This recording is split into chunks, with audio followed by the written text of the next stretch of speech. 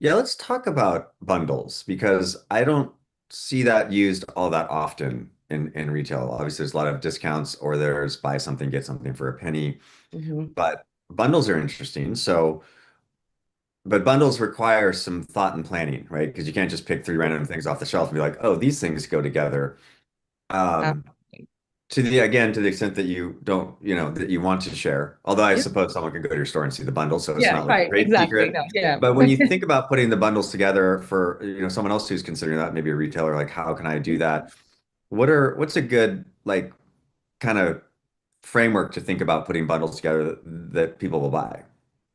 Yeah, I would say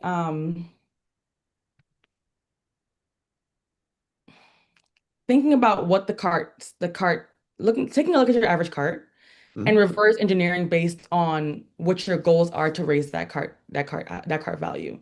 So for us, if we know our average cart is sitting around, $65, then we know that like a bundle that is $200 is not going to make sense for our market, but a bundle that is 75 might, if people feel like they're getting a discount, that might only be 10 to 15%, but because they're paired together and they're seeing one sticker price, then it makes them feel better about it.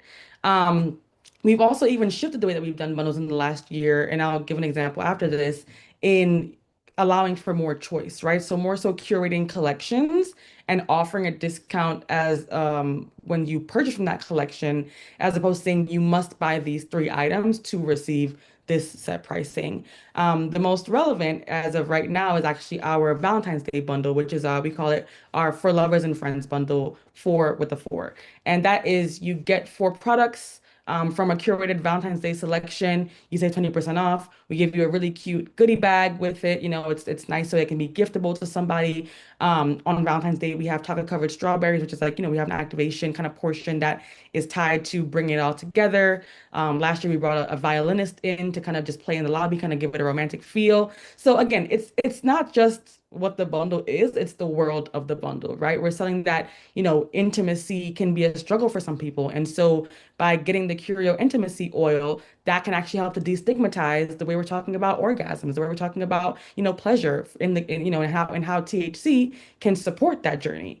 When we're selling Smash and Passions, we're talking about the fact that some people need a little bit of a boost to be able to get in the mood. And we're talking about I forgot about the golden strawberry flower from Curio. We're talking about the fact that, as gals and galentines, this is the perfect flower for us to chill and watch a movie, right? Like we're selling the world of the bundle, not the products.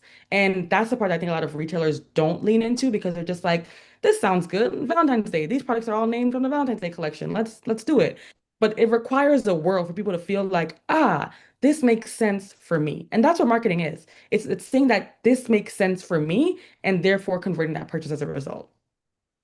Yeah, not just we'll pick the red package and say that that's the Valentine's Day special.